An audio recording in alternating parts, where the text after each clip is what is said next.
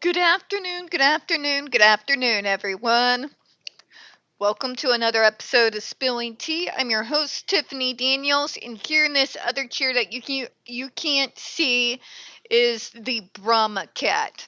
We are going back to that horrible world known as the JRC, but a brief rant because I just seriously cannot resist the urge to tell you all I told you so.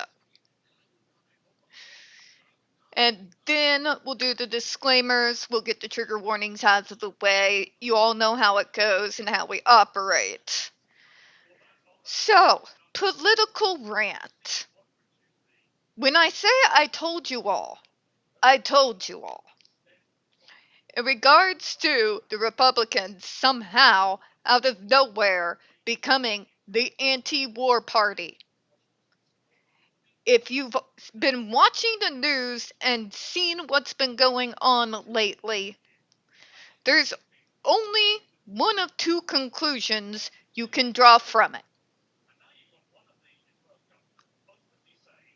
You all got bullshitted by one of the most well-known con artists on planet Earth, and you bought the whole thing, but now you've got your foot stuck in it, so now you have to come up with whatever you can throw out there, no matter how bad it is, to try to clean up this mess. Or you actually believe the guy.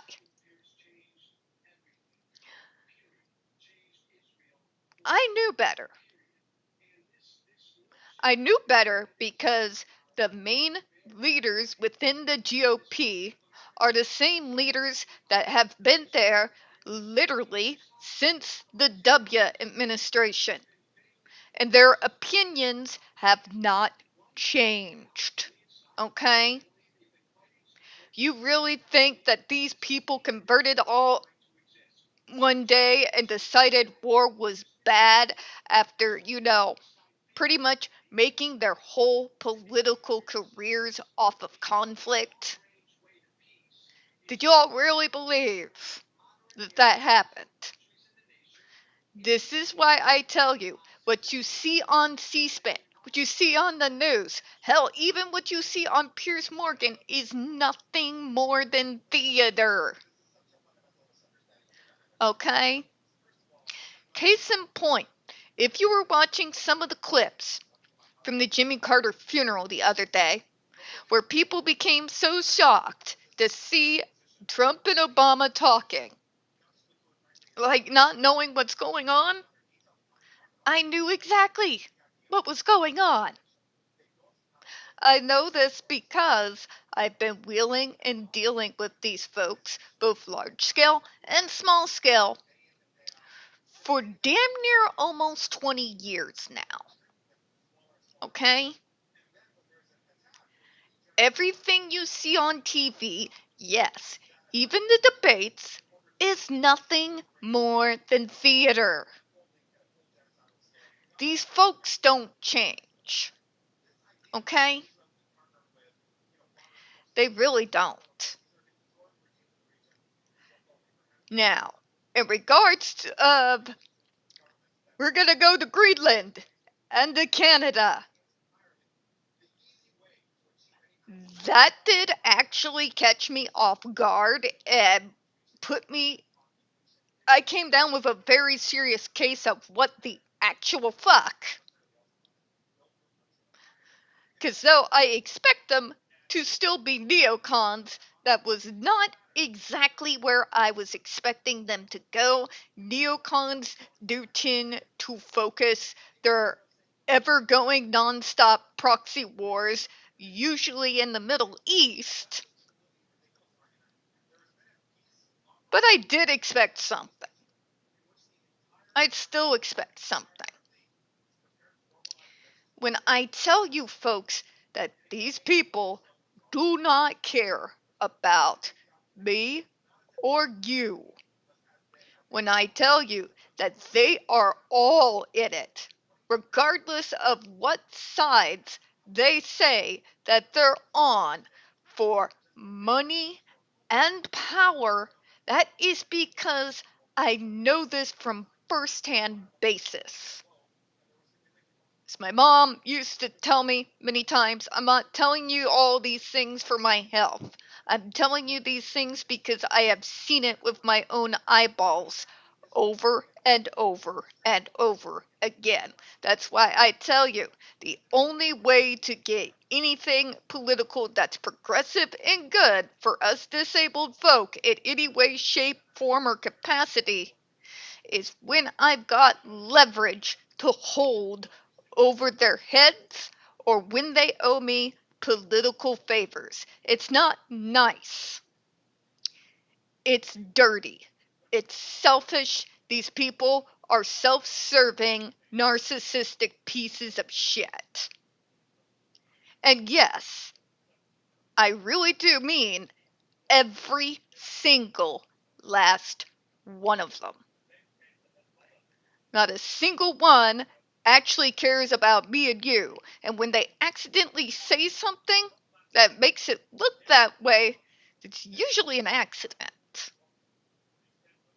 Or they may do something small and publicize the hell out of it so they can use that as a manipulating tactic down the line when it's time for everybody to vote again. Okay? It's theater. It's all it's ever been. It's all it's ever going to be. And these sides are not polar opposites. They are the exact same. What makes them think that they are so different is the theater of what we see on TV. That frothing in the mouth. It's like watching a WWE wrestling match where right before they get into the match itself, they will sit there and trash talk each other, acting all angry and kind of red faced constipated,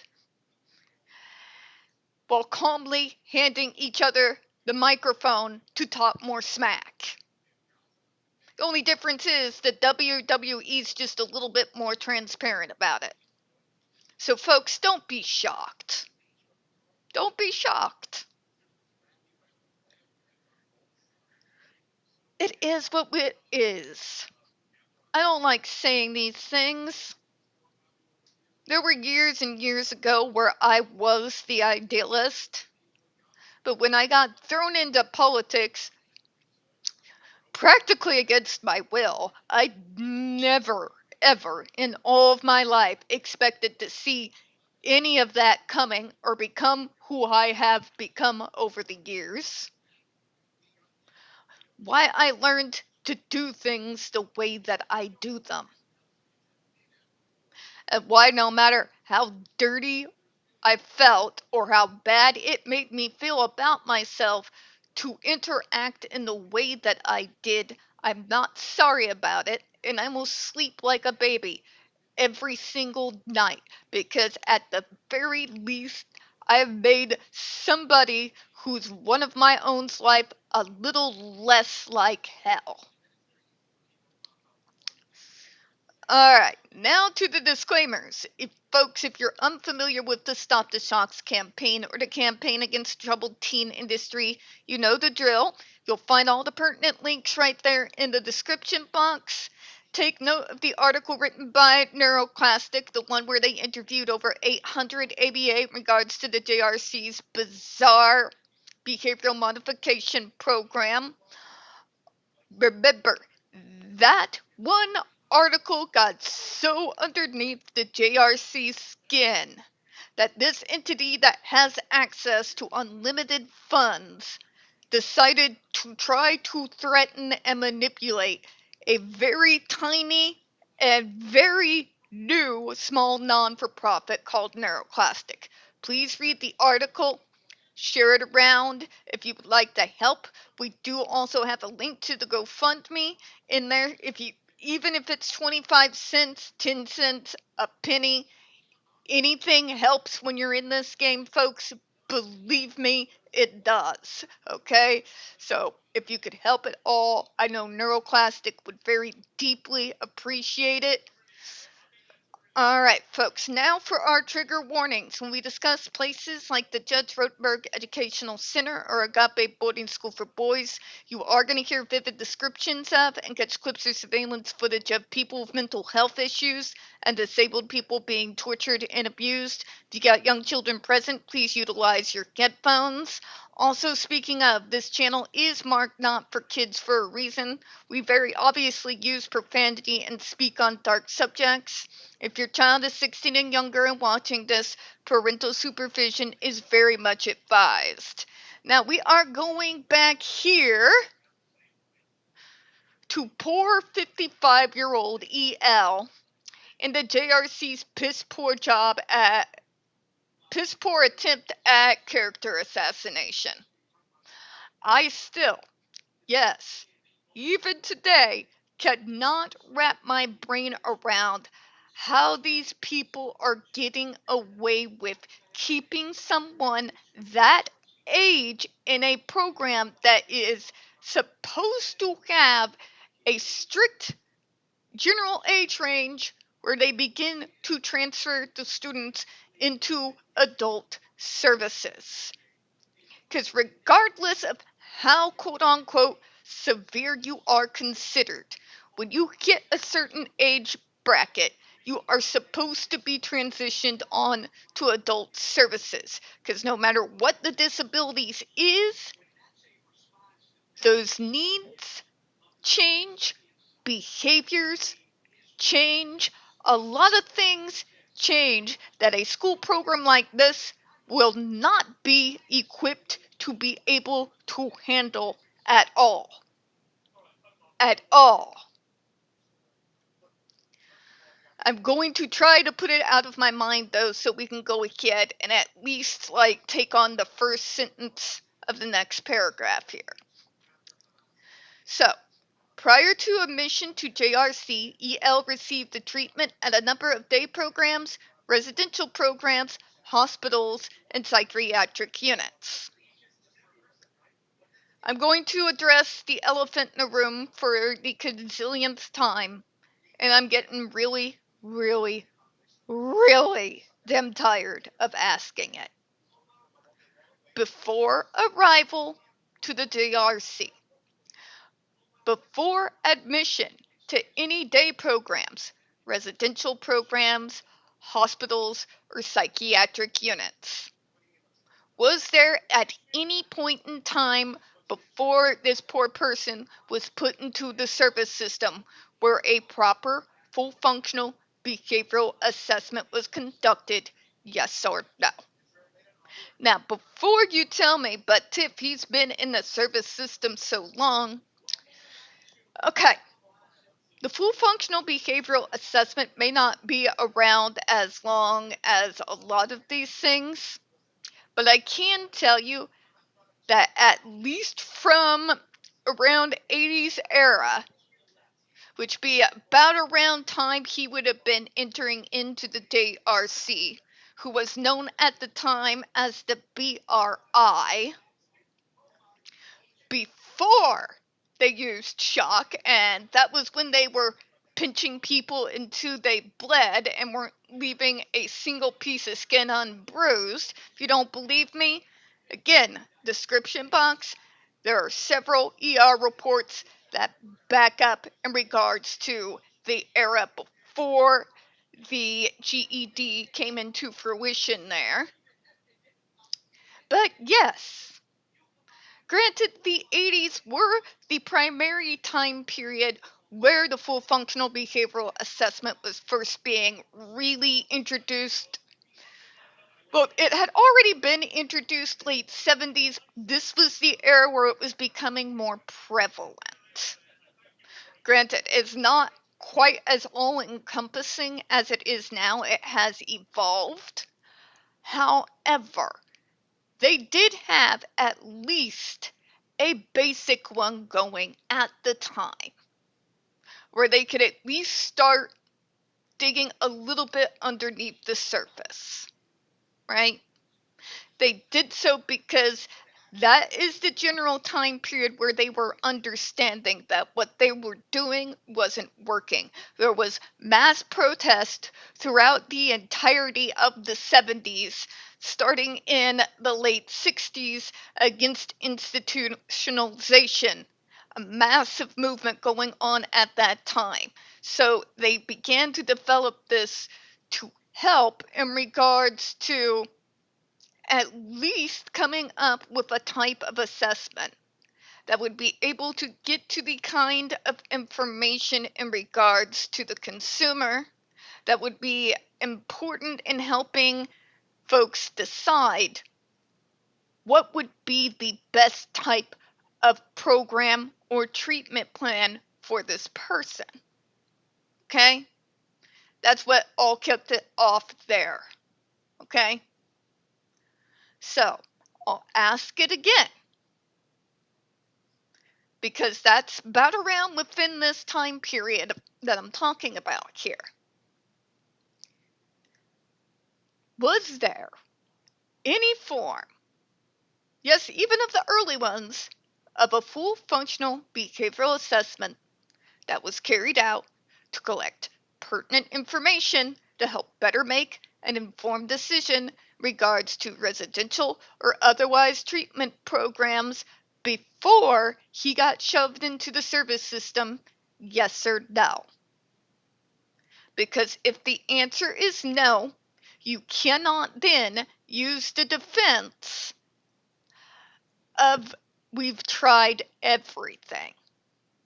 Because if you did not do the one thing that would provide the most important information in regards to making an educated decision into what type of program a person needs to go into before shoving them into the service system, it doesn't matter how high rated the institution, the school, the day programs, the hospitals, that does not matter. You have zero information in regards to where the trigger areas and troubles are. So you have no idea if whatever program you are shoving that poor kid into is going to have any benefit to them or not. Because, quite frankly, you only see the behaviors. You do not know what's wrong. If you do not know what's wrong, how do you make the best decision in regards to what kind of program your kid needs to put into in order to be able to progress, grow, and succeed? You don't. You are operating off of the medical model at the times, trust me, bro, and a Hail Mary. Okay? I don't care how many programs these kids have been shoved into. I don't care about how many schools have kicked them out. I don't care about the public schools with all the issues and the behaviors that the JRC likes to list, almost like they're checking boxes while providing you absolutely zero context in regards to what's going on during the behaviors. The only question that actually matters is, was the assessment done first? Right after diagnosis. It's a very simple yes or no question. You can't expect a program to be successful when you don't even have base knowledge in regards to what the triggers are. Each of these programs focus on very different things. That reason is, contrary to popular belief, there is no cookie cutter like design when it comes to autistic folk. We are night and day different from one another. That is why there are so many different types of programs out there. I would not have done well at the JRC. More than likely, my very opinionated, foul-mouthed, smart-ass demeanor would have had me strapped to that 4-point board, being shouted over and over and over again for the entirety of the duration of that so-called program. Because not only do I have all of that going, I also have no filter and zero interest in acquiring a filter. Okay? It is what it is. There's a reason my channel is so small and why I'm not like a popular news broadcaster. Alright? Yeah. That program would have not worked for me. I would have masked for as long as I had the energy to do so. When that mask would have dropped, all survival instincts would have gone out the window, and I probably would have not left that 4-point board again afterwards. We also did not go with the positive behavioral reinforcement. The reason why that was dismissed out of hand, I'll be honest, I've got a lot of pride. I also have some major attitude problems. I don't mind, bowing to someone who has higher authority than me. But what I won't tolerate is condescension and people who choose to speak and treat me as though I'm 5. You want to talk about the chip on my shoulder that's the size of Texas? I would say I've got a chip on my shoulder that's probably more closer to the size of the Asian continent. There was no plan they could have put me on that would have worked if it did not allow me primary yay or nay control over it. I wouldn't have accepted it. And I would have not progressed at all. Now, when I first went into the service system, this was at the very, very beginning of Missouri being introduced to the person-centered planning method.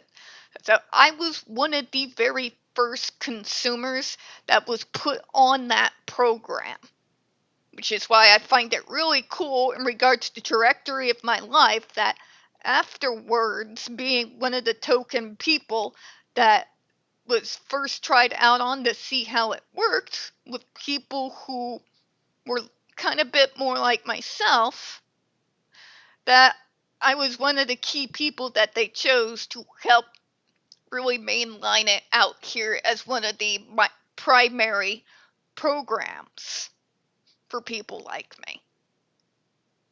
Which I don't know, I think it's cool.